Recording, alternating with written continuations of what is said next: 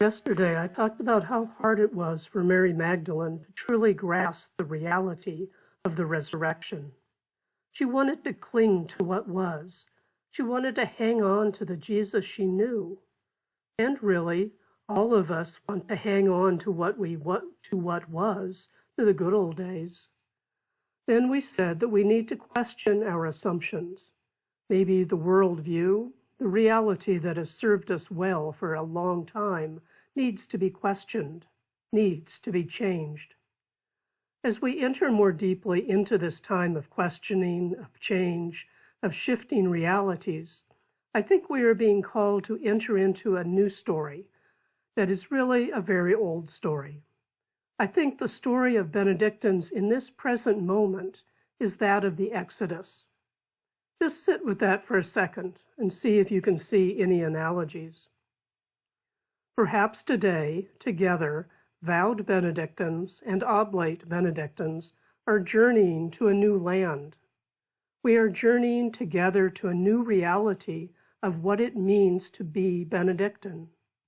Together, we are journeying to an unseen, promised land, a land where what it means to be Benedictine looks a lot different than how it looked for our ancestors, or even compared to how it looked when we first entered the community or made oblation. Together, we are living a story of change, transition, possibility, and the reality is that we can't go back. Our journey is one that is rooted in God's promise of a hope-filled future in a new land. Benedictines have been around for over 1,500 years. We aren't going anywhere. We are survivors. We are adapters. We are resilient. This isn't our first rodeo. So if we say that the Exodus is our story, it means that there is a promised land. There is hope. There is a future. The Exodus story is long and dense, but I'll outline some of the major points of how the Exodus also becomes our story, and then I'll unpack them at greater length. So first, the Exodus story means that we too have to face leaving the familiar behind and recognizing that situations and structures that were once life-giving no longer are. They no longer work, and we have to move on. The story of the Exodus means that we will face incredible obstacles, some of them external, but many of them will be of our own making. And of course, those are always the hardest. We are in for a long journey, and some of us will die in the wilderness without reaching the promised land. But God is faithful, and we live in that promise. This story also reminds us that our leaders will be limited, reluctant, whiny, but ultimately faithful people. And perhaps we will be the limited, reluctant, whiny, but ultimately faithful leaders. The story reminds us that God speaks to us, God reveals God's self. God does not abandon us on the journey, but is with us each step of the way on this long journey. The story reminds us that this journey is a journey into an entirely new reality, a new way of life. We are journeying together into a new way of being the people of God. In the Exodus, the Israelites were given the 10 Commandments, and they were the symbol of their new covenant with God. And those commandments were their guide for how to live as a people of God. As Benedictines, we live according to the rule. That is our covenant. The rule is how we live as people of God. When we use the Exodus as an analogy for our current situation, we immediately run into a problem. The Israelites were slaves. They were in bondage, and obviously that is not happening here. It's not analogous. But the power of using a story as analogy is that we don't have to take things literally. So as we think about the Israelites in Egypt, We remember that they initially went down to Egypt when Joseph was a high official in Pharaoh's court, and there was a great famine in the land. Joseph invited his brothers to come, and he made sure that they were fed. So Egypt had saved the Israelites from starvation. The initial encounter and relationship was one of salvation, liberation from starving to death. Things started out well. But this seems to be human reality. Over time, what had been positive becomes negative. What was life-giving becomes constraining. The original parameters of the relationship have shifted. The Egyptians generously shared their grain, their land, with the Israelites. But after a while, Scripture says that Pharaoh, who knew Joseph, died. Then the Israelites were very fertile and multiplied, and clearly the attitude of the Egyptians changed and deteriorated. Eventually, the Israelites had to get out of there.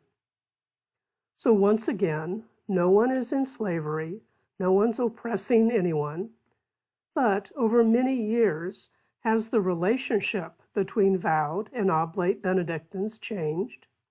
Obviously, yes. Relationships are always changing. But in a time when the number of oblates keeps increasing and the number of vowed Benedictines keeps declining, can we say that the relationship is different and needs to change just because we're in different circumstances? What was once liberating may now be limiting. A relationship that was once salvific may now be confining or just needs to change. So specifically, what is changing or might need to change? Virtually all monasteries have or have had a model where the oblate directors were vowed members. But in many of our communities, there are fewer and fewer capable vowed members, and they are all wearing multiple hats. Most monasteries have consistently had vowed members as the ones who lead retreats and gatherings for oblates. And there is the same issue of declining numbers. Monasteries have usually provided administrative and even financial support to their oblate programs, but many of us are dealing with declining resources. It's a changing set of circumstances. More importantly, all of our attitudes and assumptions are changing, aren't they? Presumably, none of you are here simply to celebrate how we can keep doing things exactly as we have always done. I think that there is a shift away from the attitude that oblates are primarily friends of the monastery. When you made oblation, you promised to live according to the rule insofar as your state in life allows. You signed up for a way of life, not a fan club. But do the attitudes and assumptions in your monastery allow that much deeper kind of commitment, or are you dealing with structures and attitudes that no longer work well? For those of you who are vowed monastics, what is your attitude toward oblates? What is your perception? Oblates, how do you see yourselves? What do you think it means to be an oblate? Are we conscious of how our reality has changed? A small example. As in most monasteries, for many years we had an oblate program. Well, program is a good word. There are a lot of good programs. But when Jeanette and I became the co-coordinators, rather than directors of the Oblates, we started saying, Oblates aren't a program, they are a community. And we didn't make a decision or call for a vote. We just started using the word community. And pretty soon we started hearing Oblates say, we're not a program, we're a community. And gradually, the sisters began talking about the Oblate community. The word program can denote a passivity. You direct a program for people. A community is a group of people together. One word, but by changing it, we began to change the attitudes and reality regarding oblates. We'll have time to reflect on this and talk in small groups in a few minutes. So, here we are on the cusp of something new. Something needs to change. Attitudes and structures have become confining. We've taken the significant risk of naming and claiming that reality. But then it's just a quick hop, skip, and a jump to a wonderful new reality, right? Yeah. Before we leave our Egypt, before we leave our current reality, we have to go through Pharaoh. Now, for the Israelites, the Pharaoh and the power of Egypt were external, tangible. But I think what will be hard for all of us as we journey to a new land of a new way of being Benedictine, the obstacles that we have to get past will be both internal and external. Our Pharaoh may be external structures and obstacles, but there will be plenty of obstacles, plagues, that are our own internal issues. We've looked at the fact we need to change. Oblates need to be empowered to realize the full stature of what it means to be Benedictine. Vowed monastics need to see oblates as partners in living Benedictine life. What is keeping us from that change or even addressing the need for change? What are the plagues we have to survive to get on our way to the promised land? Let's name a few of the plagues that are keeping us in Egypt, in our current reality that no longer works. For example, we're afraid of change. Even if it's good, it's still new, it's uncomfortable. And we're tired. We just want to coast. Or, this new reality is unimaginable. What on earth is she talking about? This is all mush. It makes no sense. Or, who's going to do it? I look around and I don't see many people who can manage a tea party, much less a whole new way of doing things. And the leadership will never go for it. The Oblates aren't ready for this. Or perhaps it's not necessary. Everything's fine. These are the kinds of things that we need to grapple with to even begin the journey. And again, our Pharaoh is mostly between our ears. There are external obstacles, no question, but pay special attention to the Pharaoh who lives in your heart and makes you reluctant to leave the place that is no longer adequate. And we'll spend some more time in the next couple of days talking concretely about change and how to go about this. But the point I want to spend a little time on helping us process is seeing where you are in the story. We've talked about structures and reality that have become confining. Next, we've said that in order to even begin the process of change, of journeying toward our goal of a new promised land, we have to get past Pharaoh and some plagues, and that those are likely to be our internal attitudes and fears.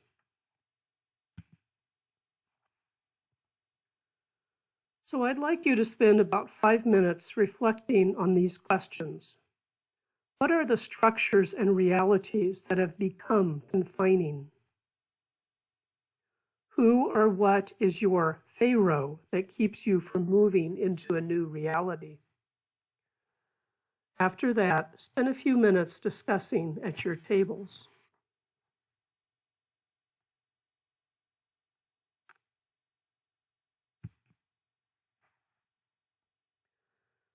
Let's take another look at another theme of the Exodus journey.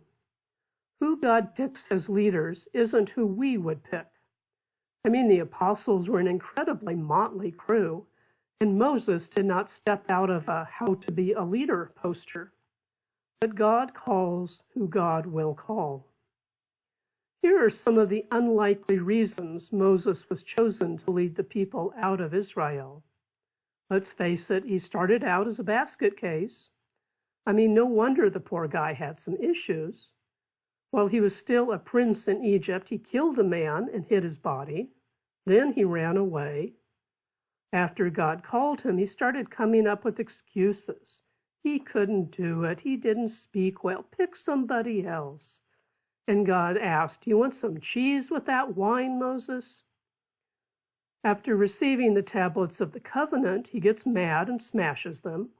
And of course, in 40 years, he never once stopped and asked for directions.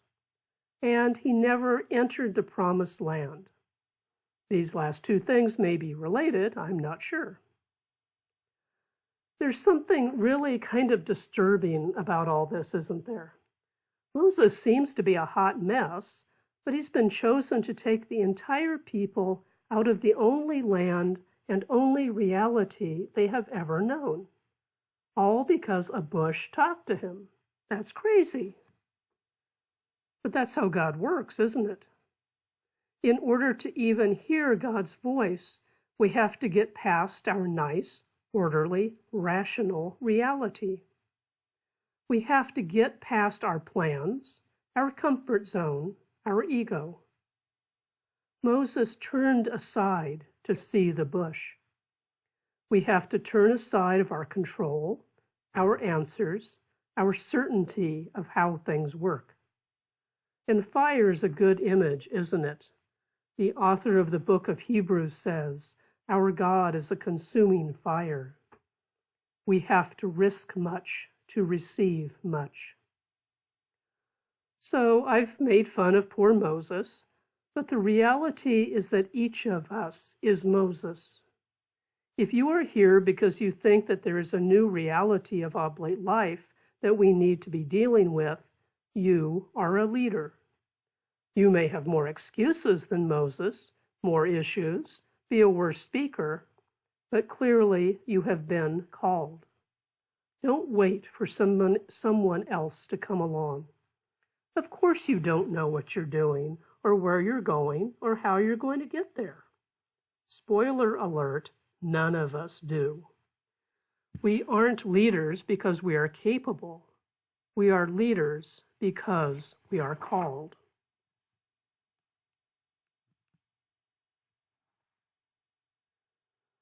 Then we finally get out of Egypt. We face our fears and obstacles, overcome the plagues, and we're on our way. Uh-oh. You remember the story? My feet hurt. We had decent food back in Egypt.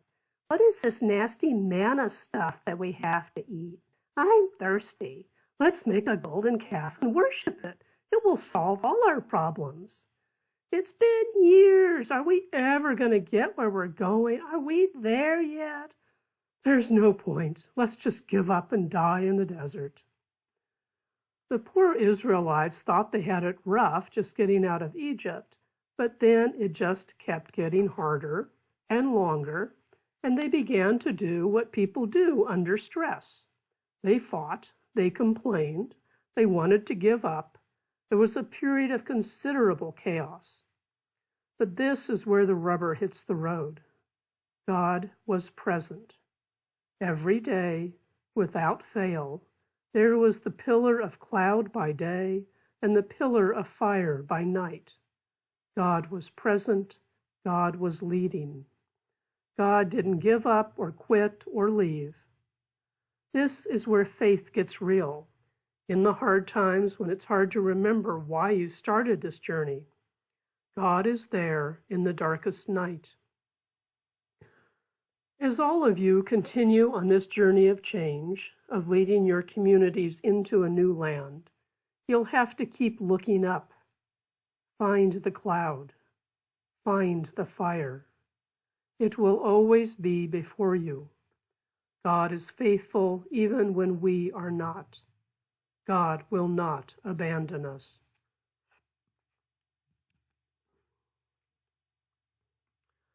A final point, and then we'll have some discussion. So a question for all of you. When you made vows or oblation, did you feel like your fundamental identity changed? Was there a real fundamental shift in your self-understanding?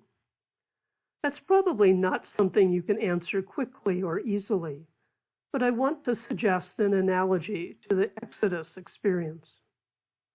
When the Israelites left Egypt, they were Israelites because they were born Israelites, because their parents had been born Israelites. They didn't have to do anything in particular to prove it. It was just who they were. It was a passive identity. But something radical happens when Moses receives the covenant, the 10 Commandments on Mount Sinai. From now on, to be an Israelite means to live in a certain way. It means living according to God's decrees in a covenant-loving relationship with God. It was a big shift from a passive identity to an active way of life. I think the analogy is that there often is an assumption that being an oblate is a fairly passive identity rather than an entire way of life. Once again, this is an assumption and perception on my part. But the key, whether this resonates or not, is that all of us live by the rule of St. Benedict. That is our covenant. That is more than a passive identity. It is an entire way of life. Whether we are vowed monastics living in a physical monastery, or an oblate living away from the monastery, or even away from other oblates, our entire way of life is defined by the rule of Benedict. Being Benedictine doesn't mean that the rule is simply a fascinating, inspirational document, or that you admire people who live by it. It means that it frames every aspect of your life.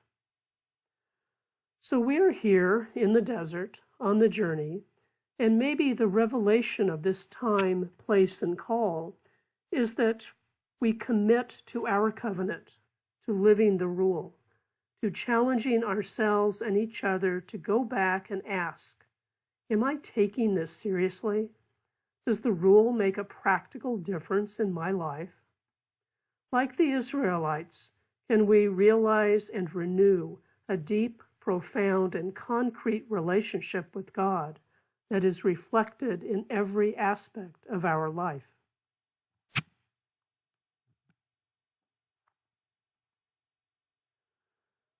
Let's take some final time to reflect on this, to sort through our thoughts. So, questions to think about. How are you being called to be a leader? Not do you want to, but how are you? Next, on your journey, how do you respond to challenges? This is know yourself. Know what you need to watch out for, what often trips you up. Third, how do you find God in your wilderness times? In other words, when things get rough, how do you keep your faith centered on God? Finally, how is the rule of Benedict your covenant with God? How do you live it out on a daily basis? Now, these are some deep questions, so you may want to focus on one or two. Take some time and then share in your small group or community.